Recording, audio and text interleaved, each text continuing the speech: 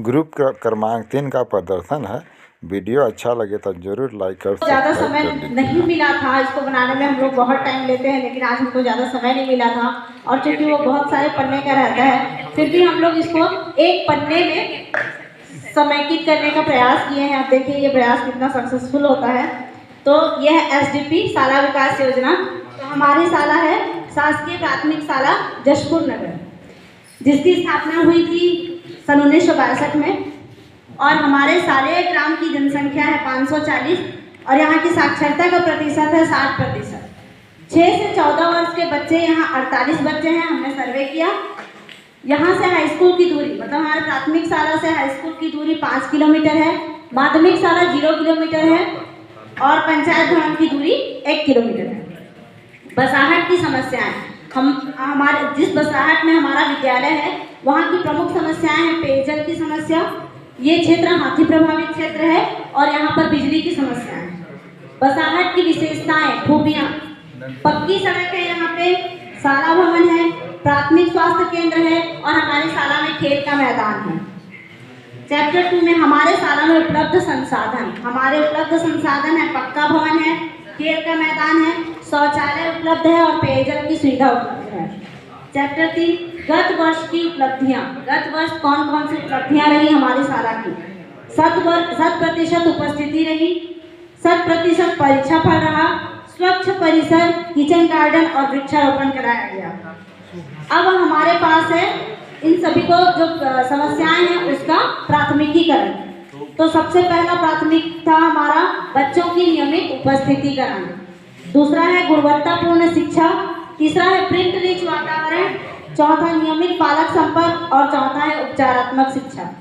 चूँकि इन सभी चारों चीज़ों के लिए, लगभग बच्चों की उपस्थिति के लिए, गुणवत्तापूर्ण शिक्षा के लिए और नियमित पालक संपर्क के लिए हमको किसी प्रकार की बजट की आवश्यकता नहीं होगी, परंतु प्रिंट रिच वातावरण और उपचारात्मक शिक्षा, इन दोनों के लिए हमको बजट की आवश्यकता होगी। तो हमने ये सोचा कि इसके लिए लगभग कितना बजट लगेगा, तो हमने एक बजट तैयार किया।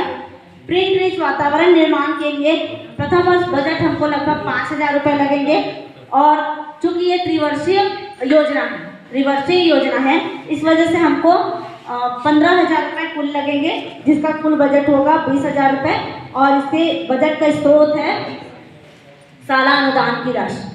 दूसरा है उपचारात्मक शिक्षण, और इसमें हम लोग बहुत कुछ कर सकते हैं। प्रिंट रिच वातावरण आप सभी वाकिफ हैं इससे, कि पेंट लगता है, ब्रश लगता है, बहुत सारी चीज़ें होती हैं।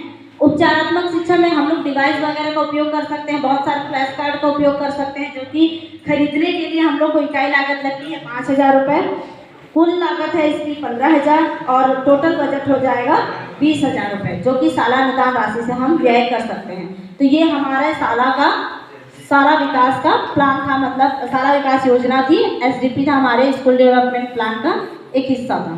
Thank you. मिसेस गायत्री देवता एंड मिसेस अलमा मिंज, उमेश कुमार, जमुनाथ और अनिल खरखो, जगन्नाथ कुजूर, सूर्यनाथ भगत, सुधा राम भगत और संदीप मिंज।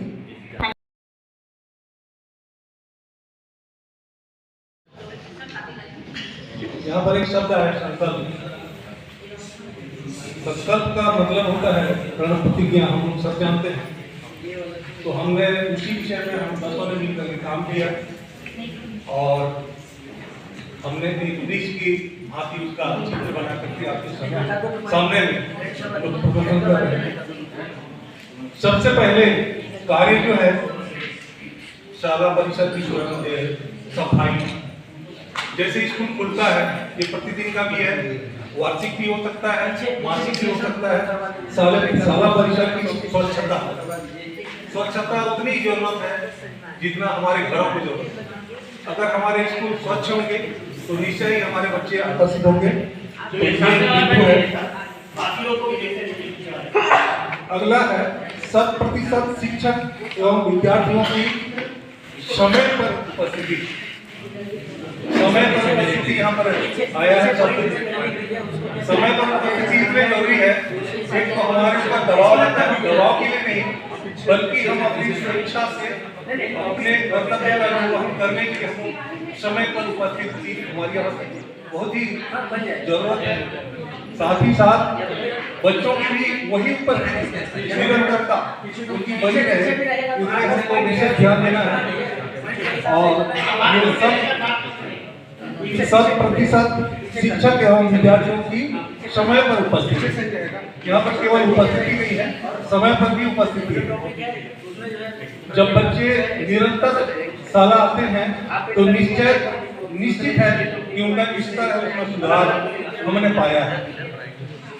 बच्चों की कक्षा अनुरूप दक्षता, जिस क्लास में बच्चे हैं, जिस कक्षा में बच्चे हैं, क्या वे उस कक्षा के विषयों को समझ पा रहे हैं, सीख पा रहे हैं, या लिख पा रहे हैं, या समझ पा रहे हैं। ये है बच्चों की कक्षा अनुरूप दक्षता।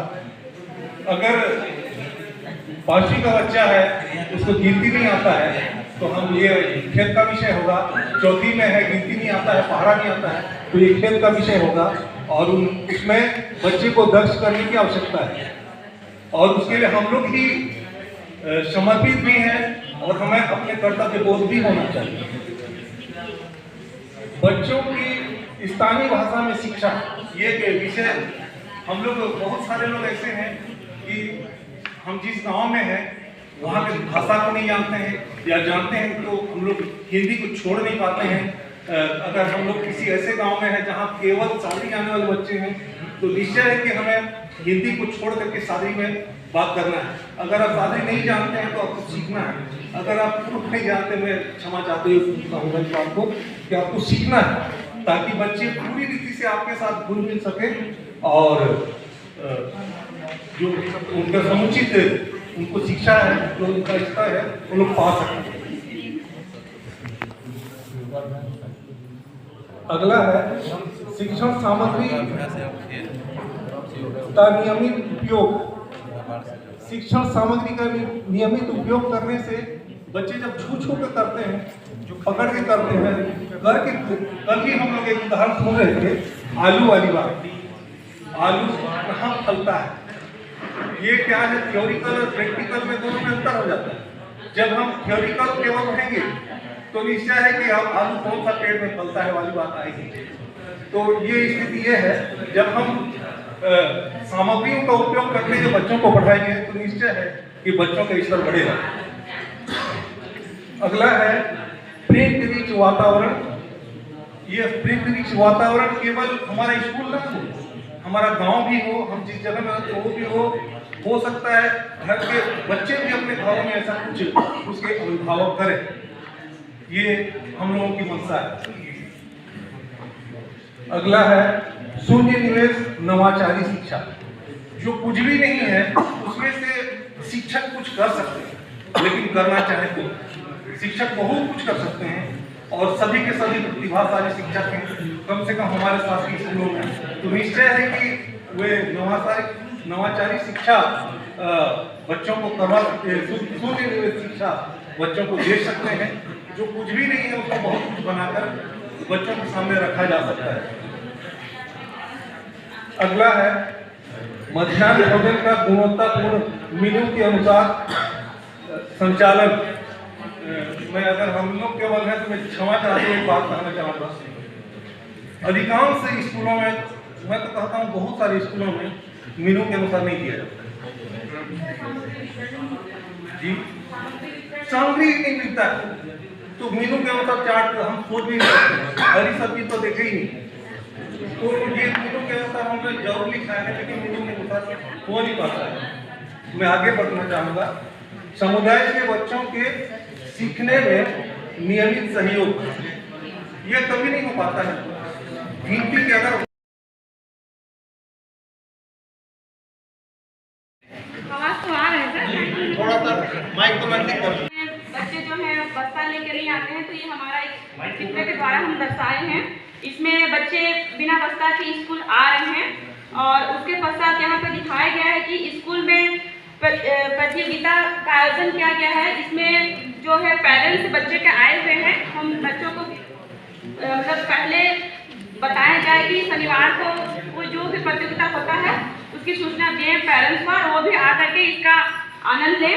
इसमें बच्चा जो है मिट्टी के कुछ खिलौने बना रहा है, और इसको पेरेंट्स यहाँ देख रहे हैं। और उसके बाद ये जो बच्ची है ये रंगोली प्रतियोगिता में भाग ली है। और ये जो बच्चा है ये कुछ कबाड़ में जुगाड़ का कुछ चित्र कला कर रहा है। और इसके बाद से शिक्षक के द्वारा योगाभ्यास कराया जा रहा है। और उसके पश्चात यहाँ पे है सांस्कृतिक लोक कला से जोड़ना। जो ग्रामीण हैं उनको बुला करके हम लोक कला के माध्यम से बच्चों को जोड़ सकते हैं, उनको जानकारी दे सकते हैं। और उसके पश्चात है इधर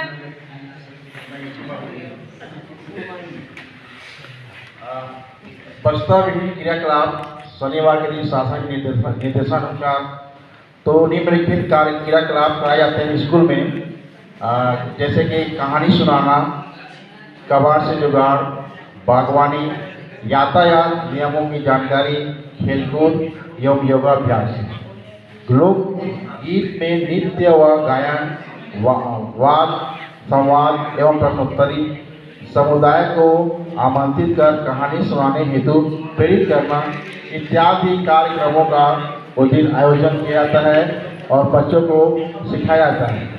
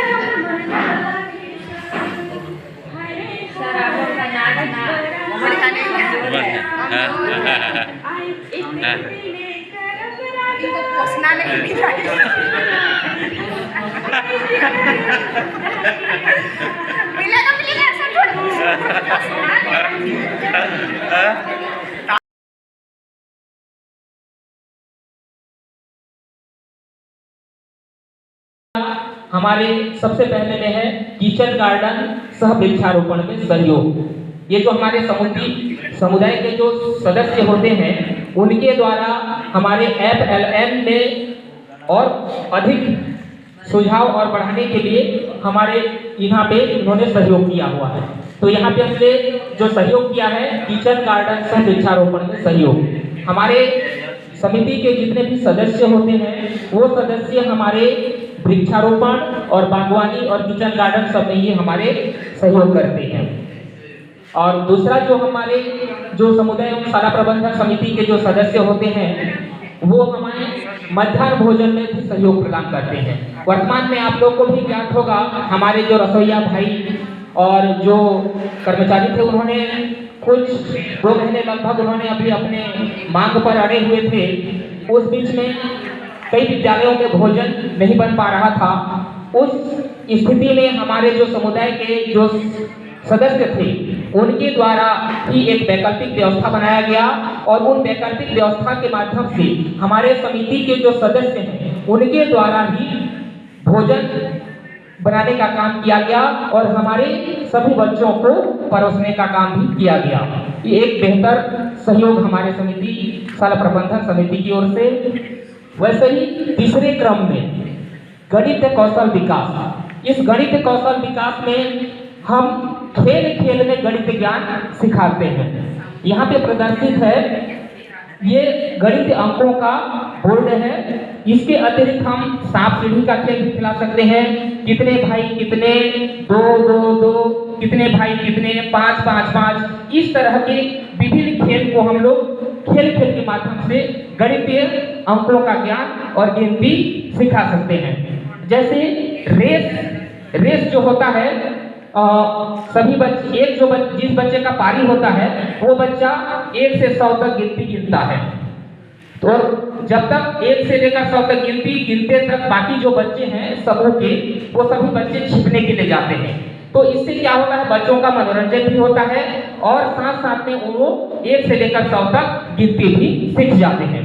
तो ये हमारा खेल खेल में गणित ज्ञान हुआ। उसी क्रम में हम गणितीय और कौशल विकास के अंतर्गत चित्र कार्ड के द्वारा गणित ज्ञान। अब हम चित्र कार्ड के द्वारा गणित ज्ञान बच्चों को किस ढंग से सिखाते हैं, तो इसमें हमने लिखा है चित्र कार्ड। विभिन्न प्रकार के चित्र यहाँ पे हमने दिखाया है, सेव का चित्र दिया हुआ है, आम का चित्र दिया हुआ है।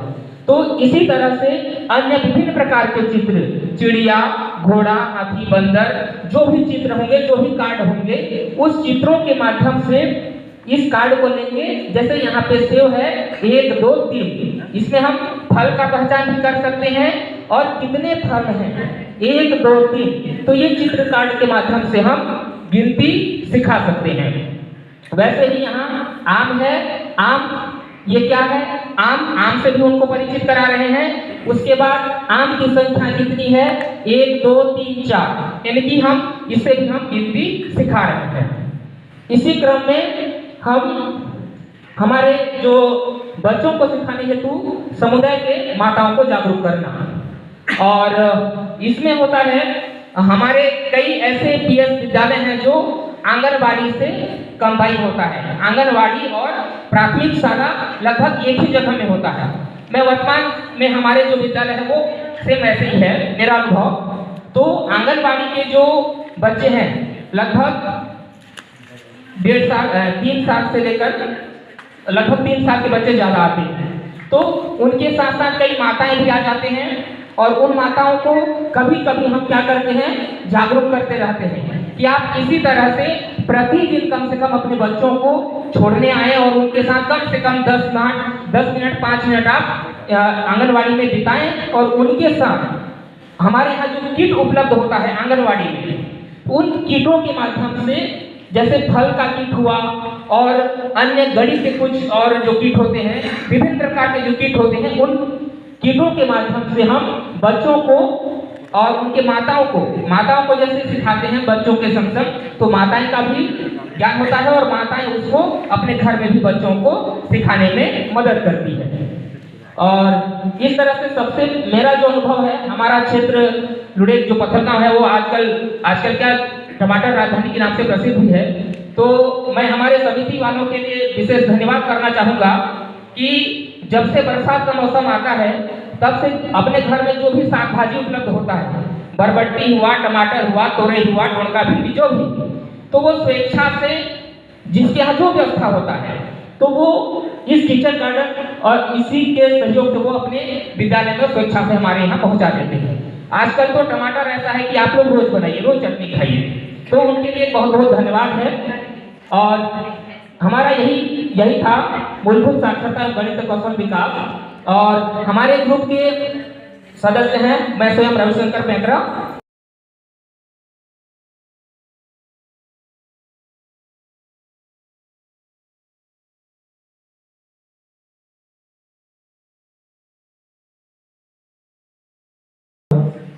कि जब सीता माता का हरण करके रावण चला जाता है लंका, तो जब सभी वानर उसको खोजने जाते हैं, वानर, जामवंत और हनुमान जी, तो जब समुद्र के किनारे पहुंचते हैं तो ये होता है कि कौन जाएगा उस पार, किसमें इतनी ताकत है, कितनी क्षमता है कि उस पार जा सके। क्योंकि हनुमान जी को श्राप मिला हुआ था, वे अपनी क्षमताएं भूल गए थे, तो जामवंत जी ने उनको उनकी क्षमताओं का ज्ञान कराया। हमारे एसएमसी के साथ भी सेम वही है। एसएमसी के पास में बहुत ताकत है, बहुत उसके अधिकार हैं, लेकिन दिक्कत यह है कि एसएमसी के सदस्यों को पता ही नहीं रहता है कि उनके क्या क्या अधिकार हैं, क्या क्या दायित्व हैं। तो हम लोगों का जो टॉपिक मिला है वो है एसएमसी का निरंतर क्षमता विकास, किस प्रकार किया जाए।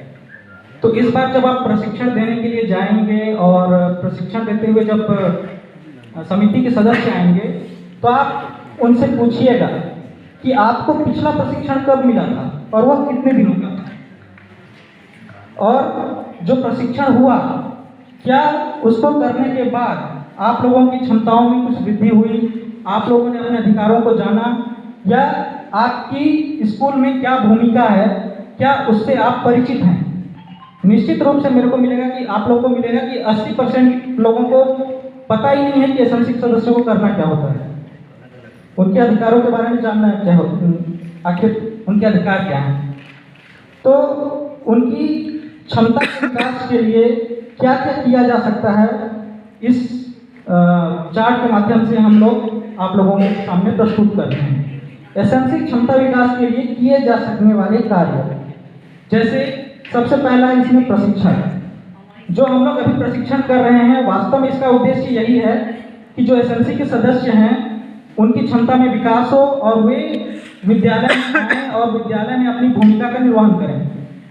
तो प्रशिक्षण ये पहला वो है। यथासंभव इसका कोशिश की जानी चाहिए कि जो एसएमसी के सदस्य हैं उनको प्रशिक्षण देते समय उनकी बोली का उपयोग करें, स्थानीय बोली का उपयोग करें। इसके अलावा दूसरा है सदस्यों की सुविधानुसार बैठक का आयोजन किया जाए। जो अभी बताया गया था हम लोगों को कि कई बार क्या होता है कि सब एसएमसी सदस्य जो होते हैं अपने कामकाज में व्यस्त रहते हैं, तो कोशिश किया जाए कि उनसे सलाह मशवरा करके एक निश्चित तिथि का पहले से फिक्स कर लिया जाए और उसके बाद उस तिथि को आयोजन किया जाए। और इसके अलावा ये भी किया जा सकता है, जो बताया गया हम लोगों को कि गांव में जाकर उनके साथ बैठकर मीटिंग फिक्स कर लिया जाए। उनकी सुविधा के अनुसार हम लोगों को मीटिंग फिक्स करना है। अगला है अधिकारों, कर्तव्यों और दायित्वों का ज्ञान।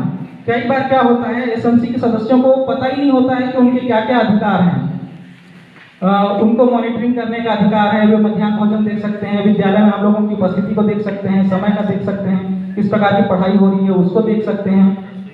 साथ ही उनके कुछ कर्तव्य हैं, जब भी विद्यालय में आवश्यकता पड़े उनकी, तो उन लोगों को विद्यालय में सहयोग करना है। तो साथ ही साथ दायित्वों का भी ज्ञान, यानी दायित्व मतलब उनके जो बच्चे हैं उनके प्रति भी उनका कुछ दायित्व है। तो ये सबका अगर उनको ज्ञान होगा तो निश्चित रूप से वे विद्यालय आएंगे और अपनी भूमिका का निर्वहन करेंगे विद्यालय में। कई बार उनको अपने अधिकारों का इतना भी ज्ञान नहीं होता है। हम लोग का पहले क्या होता था, जो हम लोग का पे स्लिप बनता था, जो वेतन हम लोग बना के देते थे, उसमें अध्यक्ष का साइन लगता था पहले, अभी तो नहीं लगा है शायद। तो कई बार क्या करते थे, जो संस्था प्रमुख लोग रहते थे खुद ही साइन कर देते थे और उनको पता ही नहीं रहता था कि उनके साइन से हम लोगों का वेतन बन रहा है करके। तो इस प्रकार होता है। अगला है बैठकों में स्वल्पाहार की व्यवस्था। एसएमसी के जो सदस्य होते हैं वे आने में कतराते हैं, तो ऐसा करने का उनके लिए स्वल्पाहार की व्यवस्था तो वैसे ही करना रहता है, लेकिन कई बार कई संस्था प्रमुख लोग करते नहीं हैं। अगर ऐसा किया जाए तो वे ज़्यादा प्रोत्साहित होंगे बैठकों में आने के लिए। और अगला है एसएमसी चर्चा पत्र का प्रकाशन। ये कुछ नया लगा, जैसे कि हर महीने हम लोगों को चर्चा पत्र आता है, मोबाइल में हम लोग डाउनलोड करते हैं। इसी प्रकार का कार्य हम लोग एसएमसी के साथ भी कर सकते हैं। चर्चा पत्र में होता क्या है, 9-10 एजेंडे होते हैं और उनके ऊपर हम लोगों को फिर चर्चा करना रहता है मीटिंग में। तो यदि हम ऐसा करें कि मीटिंग से पहले ही उस एजेंडे को सेट कर लें और एक पत्र के रूप में बनाकर एसएमसी के सदस्यों को दें, तो उनको पहले से पता होगा कि इस मीटिंग में इन एजेंडों पर चर्चा होनी है, तो उसके लिए वे तैयारी करेंगे और उसके बाद आएंगे। इसके अलावा सदस्यों के लिए खेल प्रतियोगिताएं, ये मुख्य रूप से एसएमसी के सदस्यों को विद्यालय की ओर आने में प्रोत्साहित करने के लिए ऐसा हम लोग कर सकते हैं कि खेलों का, एसएमसी के सदस्यों के लिए खेलों का आयोजन करें और उनको इनाम दें। इसके अलावा है शासन द्वारा सदस्यों को प्रोत्साहन राशि। ये थोड़ा सा विवादास्पद हो सकता है आप लोगों की दृष्टि में, लेकिन हम लोग को लगा तो हम लोग डाल दिए इसको। मेरे ख्याल से कई बार हम लोग बैठक में बुलाते हैं जब एसएमसी के सदस्यों को, तो वो लोग अपना काम वाम छोड़ के आते हैं, तो इससे उनको आर्थिक रूप से हानि भी होता है। तो यदि उनको बुलाने के लिए शासन कुछ प्रोत्साहन राशि दे तो हो सकता है कि वे विद्यालय आने के लिए अधिक प्रोत्साहित होंगे। अगला है समान बैठक व्यवस्था और स्नेहपूर्ण व्यवहार। हम लोगों का शिक्षक का व्यवहार एसएमसी के सदस्यों के लिए एकदम स्नेहपूर्वक, विनम्रतापूर्ण व्यवहार होना चाहिए। और साथ ही जैसे कि बैठक व्यवस्था बताया गया कि अगर कुर्सी में बैठना है तो सभी कुर्सियों में बैठेंगे, जमीन में बैठना है तो जमीन में बैठेंगे। लेकिन कई बार ऐसा भी होता है कि एक ही घर के होते हैं, सब परिवार वाले होते हैं, तो महिलाएं सामान्यतः कि अपने जेठ के साथ मान लीजिए हो गया तो बैठना वो लोग पसंद नहीं करते हैं। तो अगर हम लोग, मेरे ख्याल से कि अगर हम लोग जमीन में ही बैठाते हैं तो उनको ये नहीं लगना चाहिए कि मेरे को छोटा बड़ा कर रहा है करके, मतलब उनको पता होना चाहिए कि इस परिस्थिति के कारण ऐसा हो रहा है, उनके मन में हीन भावना नहीं आनी चाहिए कुल मिलाकर। अगला है इस प्रकार की हम लोग का हो गया इतना ही, हो सकता है कि और भी कुछ बिंदु हों, आप लोग अन्य जोड़ सकते हैं। हमारा ग्रुप नंबर 6 है जिसमें महके कर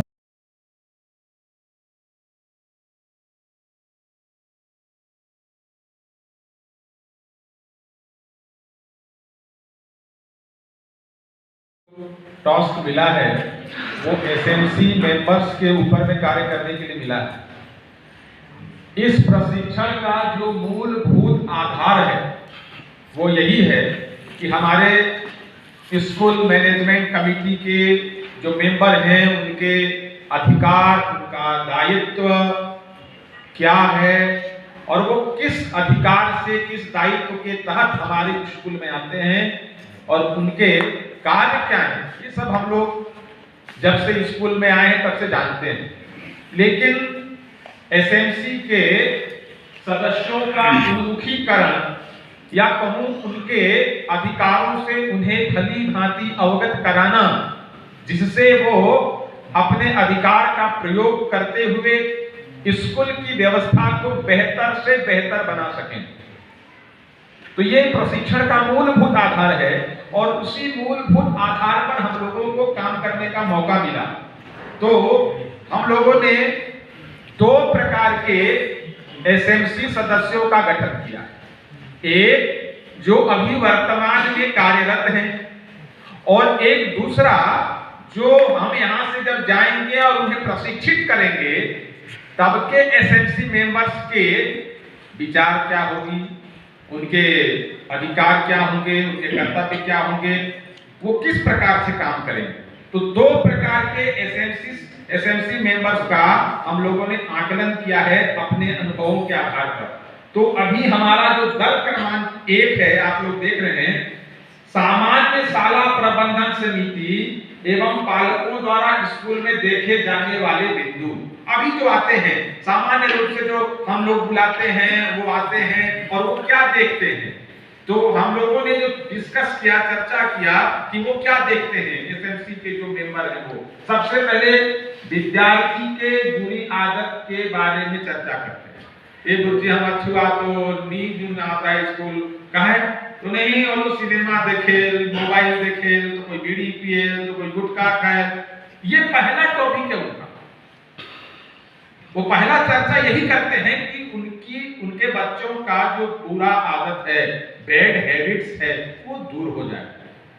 वो ट्रेन नहीं है, अभी ट्रेनिंग उनको नहीं मिली है प्रॉपर, पहले लिए होंगे लेकिन अभी जो हम लोग जो अभी ट्रेनिंग करके और जा रहे हैं उसका उनको लाभ नहीं मिला। लेकिन उसके पहले ही वो कहते हैं कि बच्चे हमारे सुधर जाएं, उनमें नैतिक गुणों का विकास हो जाए, उनके आचरण सही हो जाएं, सुधर जाएं, उनको ज्ञान तो मिले लेकिन साथ में संस्कार को भी वो धारण करें। ये अभी तक के जो एसएमसी के मेंबर हैं उनका पहला बिंदु रहता है। दूसरा, शिक्षकों एवं विद्यार्थियों की नियमित उपस्थिति पर भी चर्चा। जागरूक हो गए क्योंकि निरंतर हर साल 2 दिन, 4 दिन, 5 दिन का उन्मुखीकरण हो रहा है। तो अब वो जान गए हैं कि हमारे बच्चे, हमारे शिक्षक स्कूल में आ रहे हैं कि नहीं आ रहे। बीच में जब हम लोग हड़ताल में थे तो बहुत टेंशन में थे वो। ये गुरुजी मन तो खाली पैसा मांगे खर्चा, मतलब उनके मन में, उनके जेहन में ये बात है कि हमारे गुरुजी लोग नहीं आ रहे हैं। तो जागरूक है कहीं ना कहीं। और बात तो ये तक आ गई थी कि वो अपने कोई अच्छा पढ़ा लिखा जो बच्चा था उसको भेज करके स्कूल संचालित करते थे। तो वो गुरुजी के प्रति और अपने बच्चे के प्रति चिंतित हैं और आशान्वित हैं कि उनका गैर हाजिरी न लगे। तीसरा जो बिंदु है वो है बच्चों द्वारा घर में नहीं पढ़ने लिखने व गृह कार्य पर चर्चा कि हमारा बच्चा घर में नहीं पढ़ता है या आपने उनको गृह कार्य क्यों नहीं दिया। ये चर्चाएं भी अब होने लगी। अगला है विद्यालय परिसर में साफ सफाई पर चर्चा। अब वो जागरूक भी हो गए क्योंकि एक समय था कूड़ा करकट को लोग ज्यादा महत्व नहीं देते थे, लेकिन जिस प्रकार से एक शुद्धि आंदोलन चला है वर्तमान परिदृश्य में अगर देखा जाए तो हर कोई छोटा बच्चा भी अब वो खेत में नहीं जाता है लोटा लेने, अब वो अपने मम्मी पापा को कहता है कि टॉयलेट में जाएं। तो ये जागरूकता बढ़ी है। तो वो उनके मम्मी पापा भी आके देखते हैं कि बेटा तुम्हारा स्कूल कैसा है, तुम किस पर्यावरण में हो, किस परिस्थिति में हो, वो आकर के अवलोकन करते हैं, साफ सफाई को देखते हैं। किचन गार्डन के बारे में चर्चा। पहले क्या होता था कि जनरली हम लोग फूल के पौधे लगाते थे, कोई फलदार वृक्ष के पौधे लगाते थे, लेकिन अभी बच्चे साग लगा रहे हैं, सब्जी लगा रहे हैं, तो उनका रुचि का विषय हो जाता है कि अरे जो हम लोग बाड़ी में करते थे बच्चे कर रहे हैं, तो क्यों हो रहा है। तो इस पर भी चर्चा करते हैं किचन गार्डन से लाभ क्या हो सकता है और ये क्यों किया जा सकता है, क्यों करते हैं, इस पर भी वो पालक हम चर्चा कर रहे हैं। मध्याह्न भोजन की व्यवस्था पर चर्चा।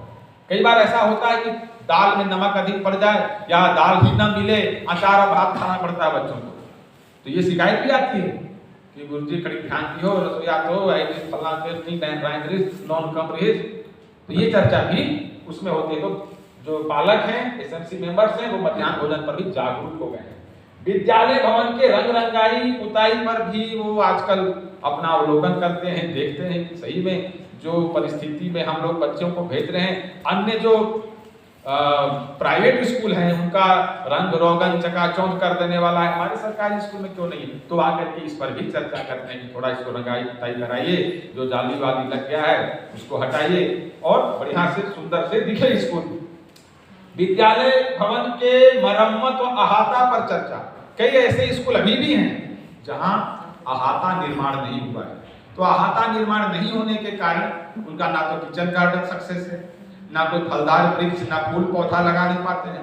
तो वे चर्चा करते हैं कि जैसे दूसरे स्कूल में किचन गार्डन है या अन्य स्कूल में फलदार वृक्ष है, तो हम लोग क्या कर सकते हैं। तो अहाता पर भी उनका ध्यान जाता है और अगर टूट फूट हो गई हो स्कूल की व्यवस्था तो मरम्मत के लिए भी वो चर्चा करते हैं बैठक में।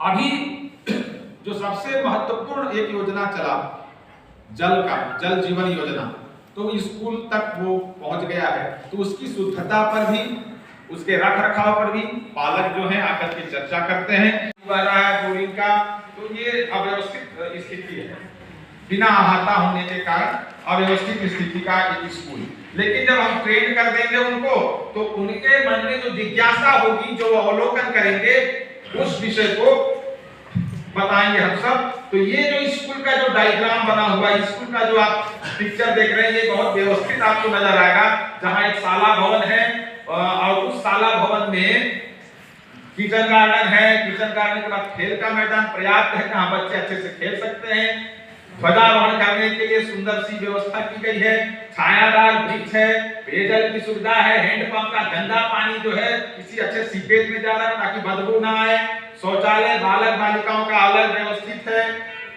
और रेन वाटर हार्वेस्टिंग जो एक महत्वपूर्ण योजना है कि जिस प्रकार से हमारे धरती का जल, जमीन का लेवल, पानी का लेवल कम होते जा रहा है, उसको कैसे कायम किया जाए, कैसे उस पर वृद्धि की जाए। एक अच्छी योजना है कि बारिश का जो पानी है छतों से सीधे खेतों तक न जाए, वो एक सिस्टम में जाए ताकि वाटर लेवल बना रहे। तो एक और मुस्कान पुस्तकालय का कॉर्नर आप सब जानते ही हैं, तो ये व्यवस्थित स्कूल है। इसी पर जब एसएमसी के मेंबर अब आएंगे तो हमें लगता है वो किस पर फोकस करेंगे, इस विषय को हम लोगों ने यहाँ पर दर्शाया। प्रशिक्षण के बाद जागरूक शाला प्रबंधन समिति एवं पालकों के द्वारा स्कूल में निम्न बिंदुओं पर चर्चा और देखा जाना, ये अपेक्षाकृत है जो हम लोग सोच रहे हैं। अब यहाँ से जाएंगे, उनको ट्रेन करेंगे तो वो इन बिंदुओं पर फोकस करेंगे। पहला बिंदु, शाला परिसर की सुंदरता एवं साफ सफाई पर अवलोकन। पहले भी करते थे लेकिन अब और गंभीरता से करेंगे। शिक्षकों एवं विद्यार्थियों की नियमित उपस्थिति, पहले उतना नहीं भी करते होंगे लेकिन अब वो बिल्कुल देखेंगे कि हमारे बच्चों का जो भविष्य निर्माण करने वाले शिक्षक हैं वो समय से आते हैं या नहीं आते हैं, और जाते हैं तो बार बार क्यों चले जाते हैं, वो पूछ भी सकते हैं। पेयजल की व्यवस्था पर अवलोकन, मैंने पहले भी कहा कि अभी नई योजना है, लोग जान गए हैं, लेकिन उसमें और क्या शुद्धता हो सकता है। कई बार ऐसा हुआ है कि साधारण सा टेप लगा दिए और वो घर के टूटे फूटे खराब हो जाए, ये बच्चे तोड़ दिए, तो उस पर अब पंचायत में जाओ तो पंचायत कहते हैं हाँ सचिव आएगा तो लिखा पढ़ी करेगा, तब तक सत्र खत्म हो जाएगा। तो उस पर वो चर्चा करेंगे कि भाई 10-20 रुपए का टेप है, उसको हमको बनाना है, अगर कोई टंकी में लीकेज है तो उसको सुधारना है, इस पर भी वो चर्चा करेंगे। बागवानी और किचन गार्डन का अवलोकन, अब विशेष रूप से बागवानी पर भी वो अपना ध्यान केंद्रित करेंगे, किचन गार्डन पर भी ध्यान केंद्रित करेंगे, क्योंकि बच्चों को मध्याह्न भोजन में ताजा सब्जी प्राप्त हो जाए, इसके लिए भी वो आशान्वित है। शौचालय की गुणवत्ता का अवलोकन, शौचालय तो बन गया लेकिन गुणवत्तापूर्ण है कि नहीं, पानी गंदा निकलने का सुविधा उसमें है कि नहीं, और अगर साफ सफाई नहीं है तो उसका भी वो जाकर के मुआयना कर सकते हैं। कक्षा कक्ष में अध्ययनरत बच्चों के कक्षा कक्ष का अवलोकन। अब ये नहीं रहा कि हम लोग जहाँ चेयर दे दिए या दरी बिछा दिया आपके बैठ जाएंगे, ऐसा नहीं। वो संचालित कक्षा में जाकर के देख भी सकते हैं कि हमारे बच्चे जो है वो पढ़ रहे हैं कि नहीं पढ़ रहे हैं, और पढ़ रहे हैं तो कौन सी गतिविधि कर रहे हैं, टीएलएम का प्रयोग कर रहे हैं कि नहीं कर रहे हैं, विज्ञान कॉर्नर कहाँ है इनका, मुस्कान कॉर्नर कहाँ है इनका, गणित का कोई कॉर्नर है कि नहीं है। इस पर भी वो अपना ध्यान केंद्रित करते हुए पूछ सकते हैं। और एक नया इस बार टाइम टेबल है, शनिवार को बोझा नहीं ढोना है, बस्ता नहीं लाना है, तो वो भी पूछेंगे इतने दिन तक तो बस्ता लाए, शनिवार को क्यों नहीं लाए, क्यों नहीं पढ़ेंगे बच्चे, एक दिन व्यर्थ जाएगा क्या उनका, पूछ सकते हैं। तो उनको हमको बताना पड़ सकता है कि शनिवार की जो गतिविधि है वो बहुत महत्वपूर्ण गतिविधि है, और वो जब जान जाएंगे तो फिर पूछेंगे कि हमारे बच्चे योग कर रहे हैं कि नहीं कर रहे हैं, हमारे बच्चों से कोई प्रतियोगिता कराई जा रही है कि नहीं कराई जा रही है, कोई कबड्डी खो खो जैसा खेल खिलाया जा रहा है कि नहीं जा रहा है, वो इस पर भी आकर के देखेंगे। योग, रंगोली, मेहंदी, निबंध आदि प्रतियोगिताओं के बारे में भी वो जान सकते हैं। विभिन्न मदों में प्राप्त राशि की जानकारी अब तक वो नहीं जानते थे, यही सुनते हो कि हाँ आया पैसा, काम हो गया गया, लेकिन अब केवल साला अनुदान नहीं है, कई और मद हैं, उसमें कितनी राशि आई, अगर ये सब जानना शुरू कर देंगे तो हमारा ऑडिट तो वही करेंगे। हमको ऑडिट के लिए वहां नहीं जाना पड़ेगा, यही साल दर साल ऑडिट होता रहेगा, हमको बताना पड़ेगा इसमें ये इस मद में इतनी राशि आई और इतना इतना व्यय हुआ। शाला विकास योजना एसडीपी के तहत चर्चा व अवलोकन, जो हम लोग योजना बनाते हैं 1 साल का हो 3 साल का हो, उनके सहयोग से योजना जो बनी तो योजना का क्रियान्वयन हुआ या नहीं हुआ, और हुआ तो कितना हुआ, कैसे हुआ, उस पर भी वो ध्यान केंद्रित करेंगे। गणवेश, छात्रवृत्ति आदि पर भी चर्चा। जनरली आजकल होता है क्या, छात्रवृत्ति ऑनलाइन ट्रांसफर हो जाता है। अच्छा, इसमें ये समस्या है कि अगर वो पालक का अकाउंट नंबर है तो अपने बच्चे को बताया कि नहीं बताया, उस पर पैसा आहरण हुआ कि नहीं हुआ, ये सब हम लोग कैसे जानेंगे, हम लोग नहीं जानते हैं। क्योंकि हाँ, जिसका खाता खुल गया है बच्चों का तो उसके खाते में आ गया, लेकिन पेरेंट्स के खाते में चला जाने से वो बच्चे तक पैसा पहुंचा कि नहीं पहुंचा, ये भी समस्या है। तो जब वो जान जाएंगे पालक, तो वो हो सकता है अपने बच्चों को छात्रवृत्ति का जो पैसा है उसको आहरित करके उसको दे देंगे। गणवेश अगर किसी बच्चे को नहीं मिला है तो उसके लिए भी वो आशान्वित रहेंगे कि हमारे बच्चों को गणवेश मिले। पिछले प्रशिक्षण देने के बाद के जो कार्य हैं, पहला एसएमसी के जो भी सदस्य होंगे वे अपने पड़ोसी के बच्चे जो स्कूल नहीं आते हैं उनको लाने का प्रयास नहीं, उसको प्रेरित किए, उसको लाए। अगला जो कार्य किए हैं, पालक के द्वारा बच्चों का जो होमवर्क है उसको घर में कराएं, वो भी एसएमसी के मदद से। उन्होंने बैठक में पास किया, प्रस्ताव रखा कि नहीं आप लोग सब कोई, अब सब कोई तो नहीं रहते हैं कि पालक माने एसएमसी में, तो एसएमसी के द्वारा प्रत्येक पालकों को यह संदेश माने बताए कि आप अपने बच्चों का होमवर्क को कराएंगे। फिर एसएमसी के द्वारा ही बच्चों की नियमित उपस्थिति के लिए सहयोग किए, जिसमें पहले कम आते थे उसके बाद थोड़ा उपस्थिति में वृद्धि हुई। और हमारे साथी के द्वारा एसएमसी में जैसे रेन वाटर हार्वेस्टिंग स्कूल के पीछे में लगा रहता है, तो कुछ वैसे ही बदमाश प्रवृत्ति के लोग होते हैं, तो रेन वाटर हार्वेस्टिंग का जो पाइप होता है वो सबको पत्थर के द्वारा तोड़ देते हैं। तो एसएमसी के द्वारा ही वैसे लोगों को पहचान किया गया, फिर उनको समझाया गया कि ये हमारा ही संपत्ति है, इसका नुकसान ना करें। ये सब काम कर चुके हैं। फिर एक जगह एक स्कूल था जिसमें बाउंड्री वॉल नहीं था, तो एसएमसी के बैठक में उन्होंने तय किया कि यहाँ एक किचन गार्डन अच्छा से बनाएंगे। तो उन्होंने सब मिल करके, एसएमसी और पालक जितने भी थे सब मिल करके उन्होंने एक घेरा का निर्माण किया। उसके बाद किचन गार्डन में सहयोग किया। ये था हम लोग का जो पहला विषय था। पूर्व प्रशिक्षण के बाद। इसके बाद है अभी जो हम प्रशिक्षण यहाँ लेके जाएंगे, उसके बाद जो करेंगे उसको आप लोगों के सामने रख रहा हूँ। एसएमसी के सदस्यों को सक्रिय बनाना है, नियमित सक्रिय। उसके लिए हम लोगों ने ये तय किया है कि जैसे एसएमसी में टोला पारा रहते हैं, तो टोला पारा में कुछ घर रहते हैं, 2-4 घर वहाँ से आते हैं, तो जो नहीं आते हैं उनके लिए क्या करेंगे, वहाँ पे एक पालक को हम वहाँ का मुख्य बनाएंगे कि वो अपने साथ जब भी बैठक होगा तो उनके पड़ोसी लोगों को बैठक में उपस्थित कराएंगे। ये हम लोग ने यहाँ से जाने की बात करेंगे। और जैसे मेरा ही स्कूल में जो पालक है वो 3-4 लोग व्यापार वर्ग के हैं। वो एक बार गए तो सीधा 9-10 बजे रात को आते हैं। कुछ लोग बैठ चराते हैं, कुछ लोग ऐसे मजदूरी करते हैं। तो उसी प्रकार उन लोगों के लिए जैसा उनको समय मिलेगा, दोनों का एडजस्ट करके, जो मजदूर वर्ग है, जो व्यापार वर्ग है, सबका एडजस्ट करके हम समय निकाल करके सुविधापूर्वक उनके अनुसार हम बैठक का आयोजन करेंगे। और जो भी साला में जो राशि आता है उसको एक एक करके पालकों के सामने रखेंगे।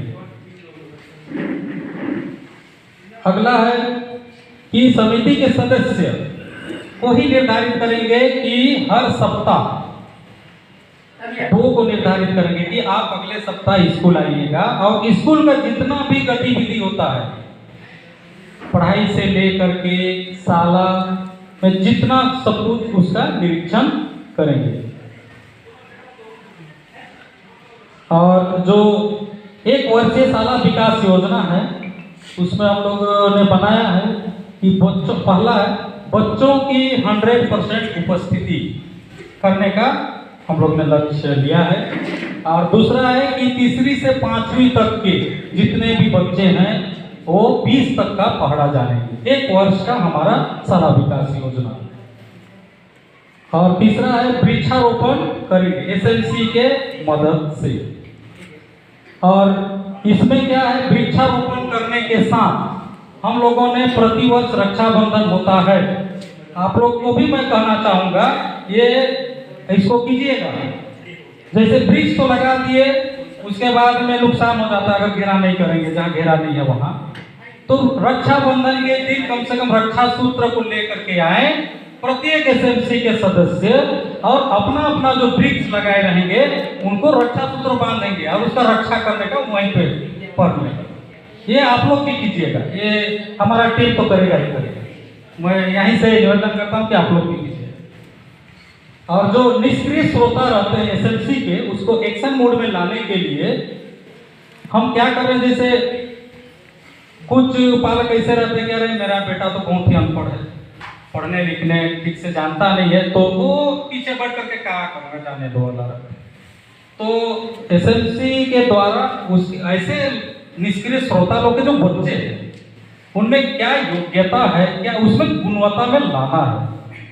अब गुणवत्ता में लाएंगे, अगर अगले बार रिजल्ट हम देते हैं तो अरे आपका लड़का 3रा आया, तो उसमें एक उत्साह आएगा उस निष्क्रिय जो पालक हैं उनमें, तो वो भी सक्रिय होने का प्रयास करेंगे, अगले बार वो आएंगे। और उन्हीं को निष्क्रिय जो श्रोता हैं उनको शिक्षा के महत्व को बताना है कि अगर आपका लड़का अच्छा पढ़ेगा लिखेगा तो भविष्य में टीचर बनेगा, कलेक्टर बनेगा, डॉक्टर बनेगा, ये सब उनको बताना है। यदि नहीं भी करते हैं तो बैंक भी यदि जाएंगे तो वहाँ भी राशि निकालने के लिए लिखना पड़ता है, तो ये सबको उनको समझाना है। और मैं और एक बात भी बोलना चाहूँगा, ज़्यादा नहीं होगा। कभी भी बैठक होता है तो कम से कम 2 मिनट के लिए, ये हमारा टीम तो करेगा ही, हम लोग निर्णय ले लिए, आप लोग भी कीजिएगा, निवेदन है। किसी भी महापुरुष की जीवनी को रखिए 2 मिनट के लिए, तो हो सके उसको सुन करके उनको भी लगेगा कि मेरा बेटा भी ऐसा बने। और इसी के अंत में जो हमारे निष्क्रिय श्रोता पालक थे, उन्होंने निष्क्रिय सक्रिय होकर के आकर के एक गीत सुना है, उसको मैं सुना रहा हूँ एक लाइन में। जिस दिन सोया SMS जगेगा, जिस दिन सोया SMS जगेगा, TC फैला टमस हटेगा, TC फैला टमस हटेगा। जिस दिन सोया SMS जगेगा, जिस दिन सोया SMS जगेगा, TC फैला टमस हटेगा। इसी के साथ हम लोग का प्रस्तुति